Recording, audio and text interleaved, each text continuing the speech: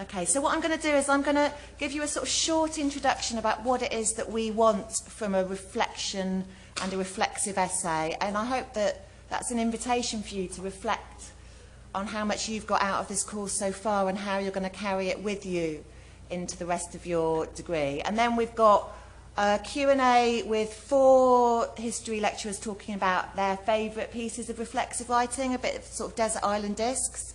And then we're going to open up some Q&As where you can ask specific questions about the reflexive element of the course, or indeed just about kind of history and the history of now questions generally, about how we feel about the relationship between the past and the present. Is that all right?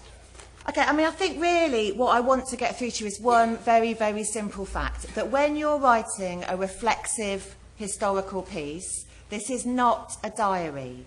It's not a description of what you did at school today. It's a way of thinking about your role and your position within the discipline. It's a way for you to think explicitly about what it means for you to be a historian. And indeed, I think, what is the discipline's role in your life? If you've ever written or read a really good introduction, you've been engaging with reflexive history. I want you to think about a series of questions, really. I want you to think about the implications of the decisions that you've made during your projects and your essays and your study. So not just what decisions did you make, but what are the implications of those decisions? That might be historiographical. What conversations with what historians are you having? It might be methodological. How did you choose, identify, select or survey your primary sources? It might be about thinking about what the discipline is for. What is history for? That might be biographical, it might be autobiographical, it might be taking on a particular historian's approach and running with it, or even challenging it. It might be working through the implications of using a particular type of evidence.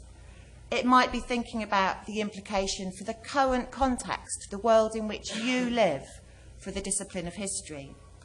It might be thinking about the ways in which your sense of self, your identity, informs your choices about the historical research you do or don't want to do. This is not an easy ride. We're not asking you to think about how can I fill some words up, what did I do yesterday, did I read a book? We're asking you to ask the really big questions about history as a discipline in context with you as an active agent in it. We're asking you to analyse what Mark Bloch has described as the historian's craft. Think about your labour, your work. Think about your context, the arguments you're having. Think about yourself.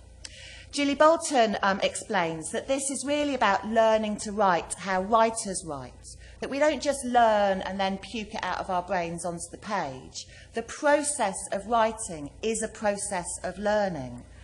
I think this is a way of making sure that you work out what it is you're learning throughout your degree.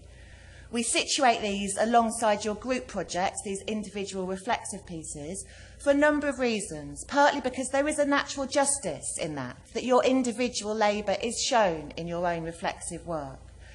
It shows how much work you've put in as an individual, but more importantly, it lets you think about what that means. What does it mean to be an individual historian in the collective discipline?